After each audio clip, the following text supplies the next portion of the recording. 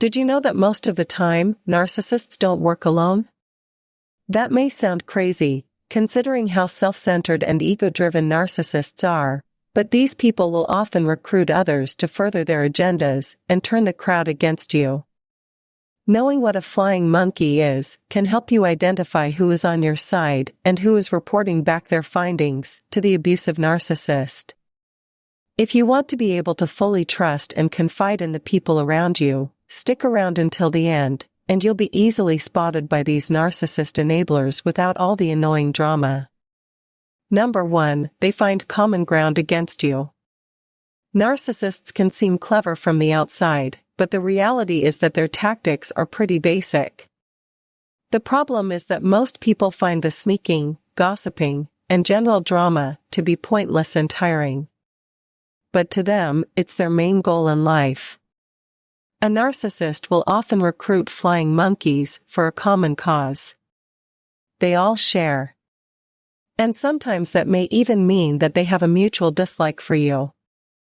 It is normal for people to not get along, but narcissists almost take it as a sign of disrespect. And if they don't like you, they are going to want to turn people against you right away. You shouldn't take this personally at all, as these flying monkeys are being radicalized by the narcissist to be overly mean or rude to you. Anyone who stands in the way of this group is going to get attacked verbally. There are rumors spreading about them, and it can be really hard to speak out against them. Number 2, narcissists running together. On this channel, we talk so much about how narcissists are these prideful, mean-spirited people who want to feel superior to others. But there are some occasions where fellow narcissists can coexist. Unfortunately, this usually means that they have found something in common to be upset about, and it can create a really uncomfortable and unwelcoming environment for everyone involved. Generally speaking, narcissists turned flying monkeys don't last all that long, as eventually they too will turn on each other. But what do you do in the meantime? Well, if you can't lay low and let it pass, your best bet is to plant your feet and not budge on the things you find important. Narcissists hunt for weakness, and they will try to poke around for insecurities to later use against you. Number 3, they will try to turn your allies against you. Narcissists and their flying monkeys can be awfully tricky to deal with on your own. But having a solid group of people in your corner can really turn the tables on them. When the agents of the narcissist start to figure out that your strong support system is too much for them, their next step might be to turn you against one another. This can occur in a variety of ways, but 2 of the main ways these abusers will try to break you up are to try to spread false rumors about you or to use information you gave them to make you or your friends look bad.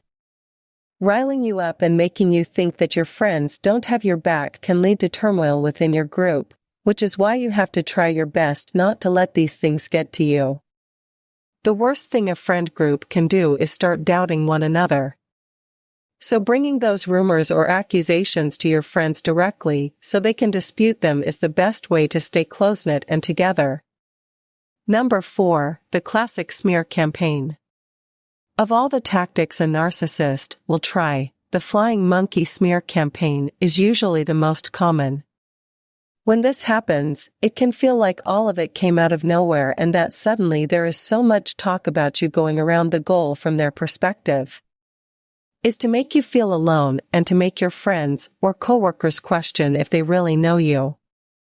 Things can get pretty nasty when insults and gossip are being thrown around. But it won't last.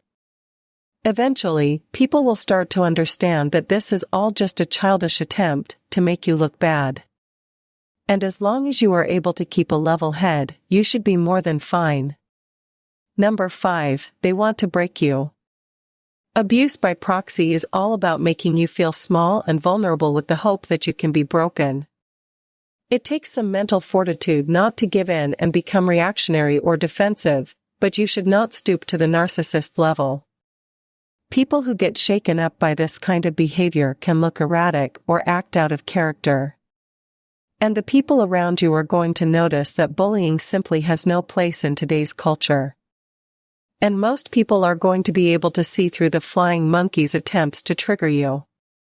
By the way, make sure to subscribe if you've learned something new today. Number 6, the flying monkeys will try to earn your trust. Flying monkeys can be really devious. And at the start of your relationship with them, they may even try to become friends with you. The thing is, they are doing this in order to manipulate you, not actually to form a meaningful bond.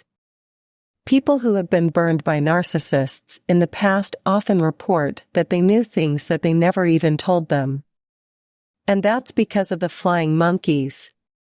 These agents know that the narcissist craves personal information to either butter you up later or to throw in your face. So you may want to be careful when revealing any kind of information to a flying monkey. Keeping to topics that you would be comfortable sharing with anyone is your safest bet, since otherwise sharing a secret may get you burned. Number 7, they will ice you out. Sometimes narcissist flying monkeys don't even have to share a word to follow through on their schemes, as the silent treatment is one of their favorites. Narcissists and their buddies love to seem important and better than those around them. And so not giving you the time of day or purposefully misunderstanding you is a common maneuver in their playbook. This usually plays out as childishly as it seems and isn't even the most effective attack, but in their heads, they think they are getting to you. The best way to avoid this attack is to not play into it and to draw attention to it. If it starts to get in the way of your job performance or something like that, reporting that a coworker or friend is giving you the cold shoulder to get one over on you is going to make them look really bad and will require them to drop the act.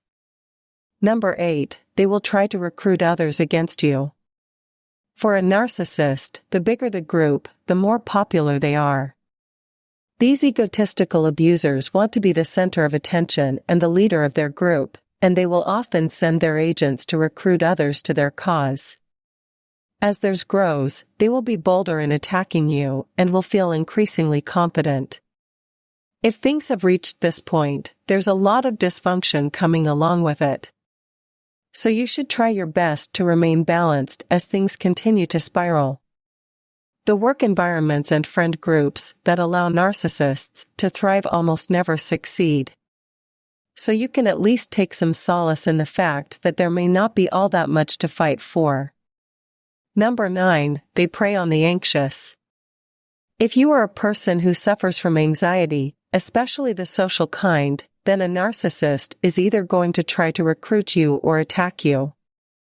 You see, the narcissist is mostly interested in bringing in people they find interesting or who flatter them, but they will also try to bring in people who are willing to do the work for them. If the anxious individual gets along with the flying monkeys and is willing to gossip about others or make fun of them, then they may just join the group. If the person refuses, however, then the narcissist will feel rejected and, most likely, will stage an attack against them in order to prove they are superior. Number 10, the agents will always change. Narcissists are volatile people who can make big decisions at the drop of a hat. They may have a bad day and start a beef with one of their agents, or they may just kick them out because they no longer believe they are cool enough. Whatever the reason, you should be aware that narcissists will rotate their crew, and so an enemy one day may become a friend the next. After all, their friendship isn't real. They're just a group of people who enjoy making fun of others and making their lives worse. This is an extremely toxic environment, and it usually sorts itself out after a while.